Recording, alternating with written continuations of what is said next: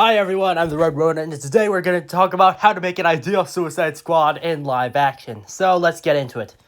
Before we start, I just want to let everyone know that in the start of the last full-length video, I was discussing how it is going to be the first of many throughout that day. However, I later had to go to a family function and a lot of other stuff happened, so as a result, I've been posting a few short videos here and there to try and make up for it, and I'm going to be posting another one or two videos, including this, throughout the week, in order to make up for it. So let's get into this. So the name of this project will be Suicide Squad Checkmate, based off the fact that Amanda Waller is part of the organization Argus and Checkmate. Checkmate, for example, is an international defense organization which has been led by several figures, most of which being led by Black King, Black Queen, White King, White Queen, similar to Chess and the organization of the Hellfire Club in Marvel Comics. Some notable members within this group have also included Alan Scott's Green Lantern from the Golden Age, Sasha Bordeaux, Vic Sage, and others. But let's get into it. So, this main project will be directed by James Gunn and will be serving as a TV show with 8 episodes in total.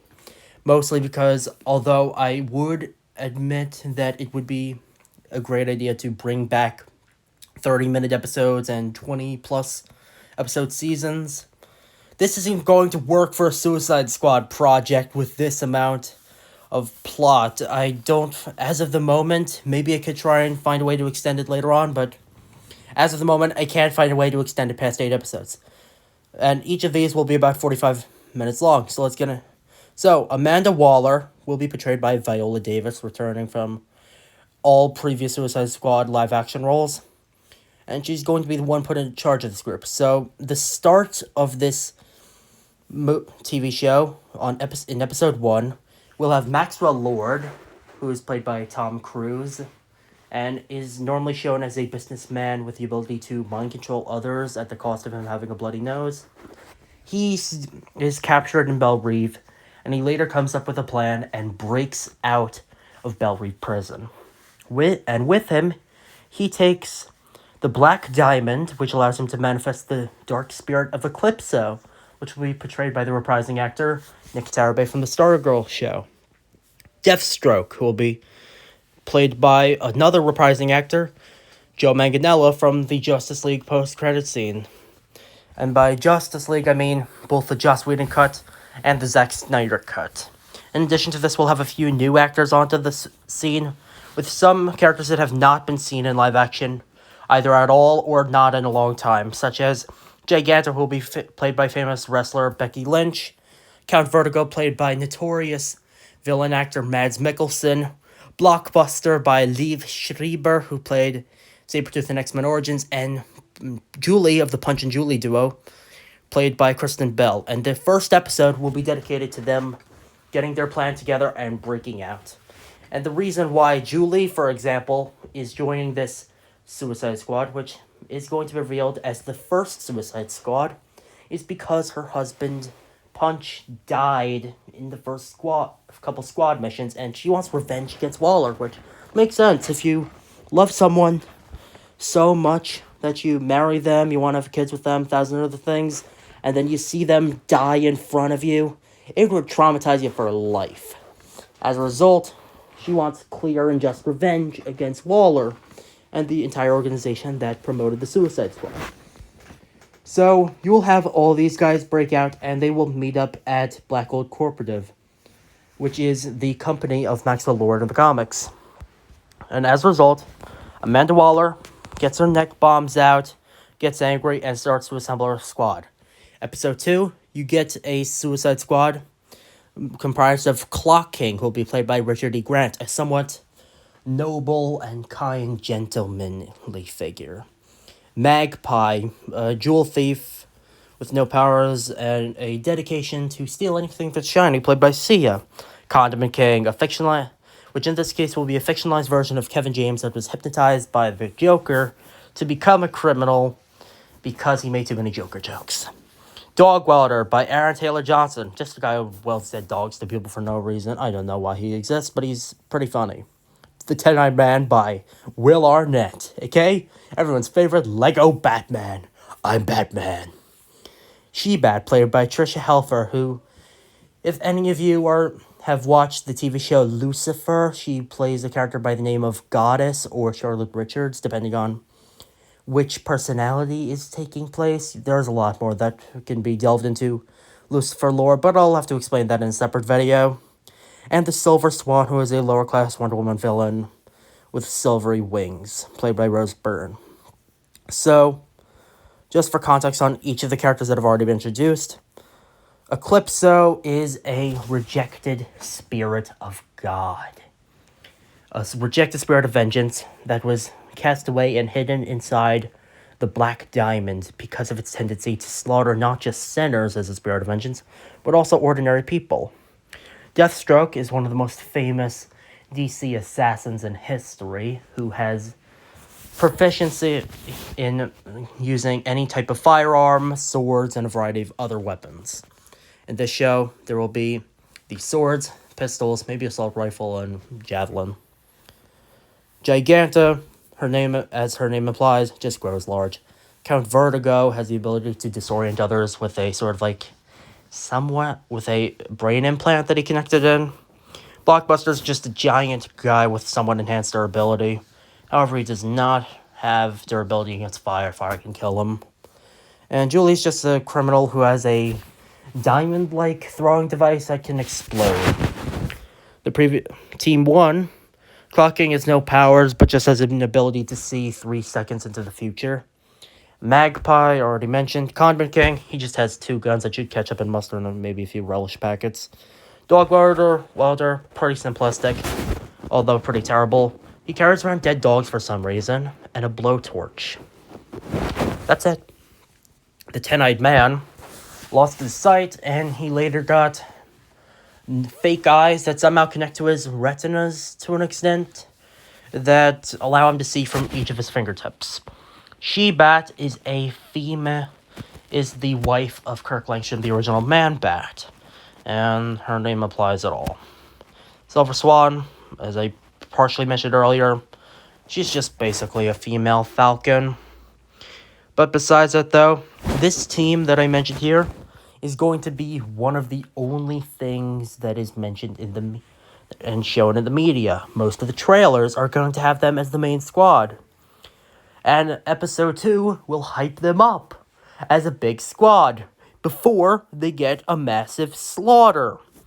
Julie will go down against Silver Swan, per se, but the rest of the team will get dogged. Silver Swan will get shot out of the sky by Deathstroke.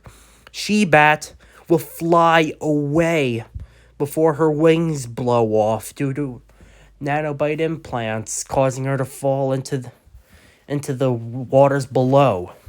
The Ten-Eyed Man will be ripped apart by Blockbuster. Dog Welder will be trying to dog weld something onto one of his teammates' dead corpses as a sign of reverence. However, Maxwell Lord will use his telekinesis powers and mind control powers to make him dog weld himself, killing him. Condiment King and Magpie will both try to rush Count Vertigo and Giganta, but Vertigo makes him disoriented and Giganta stomps on them. And Clock King, at the end of that episode, goes to Waller and Belle Reeve. Episode 3 starts. You see him pleading with Waller for help, and Waller doesn't like deserting soldiers, and she blows his head off, which leads her to create 2 more teams of villains, which the rest of the show, the other 6 episodes, will be talking about. You'll have one team led by Rick Flag, played by Joel Kinnaman, and he will be the average soldier type and commander-in-chief, trying to make sure that all the squad members stay intact. Harley Quinn, played by Margot Robbie, another reprising role, is the chaotic clown girlfriend of the Joker, or ex-girlfriend in this case, and, has a general role of causing chaos, maybe having a few laughs along the way, making a bit of inappropriate jokes, the generic role of Harley Quinn. King Shark will also be reprised as the final reprising role for this team. Sylvester Stallone, he will be voiced by Sylvester Stallone and will have a somewhat similar personality. He'll be a dumb idiot giant brute that's also extraordinarily lovable because of how surprisingly cute but also surprisingly terrifying he is. And the other four characters in this team will be the Riddler, played by David Tennant, Carly from Good Omens, and Doctor Who himself, which will be a tactical genius and criminal mastermind in trying to coordinate where the first Suicide Squad's movements are going to be. Multiplex, played by famous actor Donald Glover, and rapper Childish Gambino, who has the ability to multiply himself to anyone's needs. Lime and Light, played by the Olsen twins, are two varying twins that have the ability to refract light and create illusions, which allow them to create, say, a barrage of troopers in order to get someone off guard before the rest of the team can kill them. And lastly, Bloodwork, played by Senhil Ramamurthy, who is the same reprising actor from The Flash. Probably should have mentioned that earlier. And Bloodwork is going to be a guy who turns into a giant blood monster and assimilates the blood and controls other people. But due to several varying nanites within the blood matrix, if Bloodwork tries to possess anyone else, they'll go kaboom. And Team 3 will have Deadshot, played by Pedro Pascal, the internet's daddy, the Mandalorian, Oberyn Martell, the original Maxwell Lord, which, although it was a terrible role, he did the best he could in it. Captain Boomerang, played by reprising voice actor, now brought to live action, Leah McIntyre. The Music Meister, the recurring and reprising actor for the first time in live action, which is in a more accurate role since in the CW you have him as a multiversal being that just teleports randomly. So Music Meister will be recurring, played by Neil Patrick Harris. And then you'll get Solomon Grundy, who will be voice acted by Fred Tatasciore, or whatever. The voice actor of him, the Hulk, and 1,000 other brutish roles throughout gaming. And Samoa Joe, the famous wrestler and also motion capture for Samoa Joe in the Twisted Metal show. Afterwards, you will get Livewire, played by Kat Dennings of the famous show Two Broke Girls, and Godspeed, played by Adam Driver. Deadshot will be the leader of this team, as well as he's the best marksman of the world, able to get at any shot possible. Captain Boomerang is the random bloke going around thinking that there's no need to try and redeem himself, and he's just doing this so he could get out. He is the worst piece of shit you could ever imagine. He is a scumbag. He will let people die if it advances his cause. The Music Meister will be a surprising power player on this team, as the Music Meister can not only mind control people, but with his hypnotic tones and possibly create a few musical scenes throughout the show, but also provide a source of human drama, connection, and tension to his hidden tendencies for other acts that some may look down on him upon, which will be left open to artists and viewers' interpretation, which could be seen as either sociopathy, homosexuality, mental illness, or just him being a general quirky guy. Solomon Grundy will be a general brute as well, but not as lovable as King Shark. Livewire will just be the average Gen Zer in terms of personality, obsessed with their phone, chaotic, agony, basically Harley Quinn with electricity powers, and a reputation of fighting against Superman. And Godspeed will serve as a speedster villain who, in the original stories of The Flash, sought revenge for one of his family members being killed, but he later found out that the person he killed for that revenge wasn't actually the person. So in this story, he will be searching for a redemption arc. He will be trying to redeem the actions of what he's done, since what he did was not even close to just. Anywho, throughout the next 3 episodes 3 through 6, you'll have these characters getting together, and some of the first Suicide Squad members will die. Count Vertigo will go off against the Music Meister. Music Meister and Count Vertigo will both have a battle of trying to manipulate each other's team's wills, until eventually the Music Meister uses a musical staff that he found on the ground, and shoots him in the head, blowing Count Vertigo to Kingdom Come. Blockbuster, on the other hand, will go off against Team 2, and Blockbuster will rip apart Lime, while Multiplex grabs him or grows around him with his several duplicates. Blockbuster kills several of them, but a few lucky duplicates of Multiplex and the influence of blades created through Bloodwork kill Blockbuster off. In addition to this, Giganta will have gone against in a crossover of both teams, since Giganta is one of the largest and most destructive beings that could be known throughout this team, and she manages to kill off Solomon Grundy by stopping him and ripping him apart and 1,000 other things, and just genuinely just destroying the corpse, leaving little for it to remain. However, as always, Solomon Grundy will come back in some form or another throughout our future DC project as he regenerates. And Livewire will accidentally be seen as a friendly fire moment, and she will get killed off by King Shark. King Shark will eat her, and then they have a thing of like, what the hell? And, well, Deathstroke's just going to run away because he knows that there's too many people, and he'll have a close confrontation with Deadshot. He gets beaten by Deadshot in a very close fight, and Deathstroke will just run away because he feels, this ain't worth it. This ain't worth the money. I'm not even getting money. Besides, I could just snipe her later. Which leaves Maxwell Lord and Eclipso. And Maxwell Lord decides to kidnap Zoe Lawton, the daughter of Deathstroke. And they have to conference in for some of the first times with John Economos, Warden of Belle Reve, and Amelia Harcourt, one of Amanda Waller's stooges, which lead them to two important figures in the fight against Eclipso. Bruce Gordon, a temporary host of Eclipso, will be played by David Wenham, who is a drunken, beaten-down man who feels shame, pity, and anger about what happened while he was controlling Eclipso, as he originally attempted to make Eclipso a hero, but it later turned into more of a monster, and turned Bruce Gordon himself into a monster that he never wanted to be. And the Shade, played by recurring actor Jonathan Cake from Stargirl, who is one of the only beings that is powerful enough to actually fight against the Shade, since they both channel energy from the same source, the Shadowlands, another dimension made and composed of pure darkness.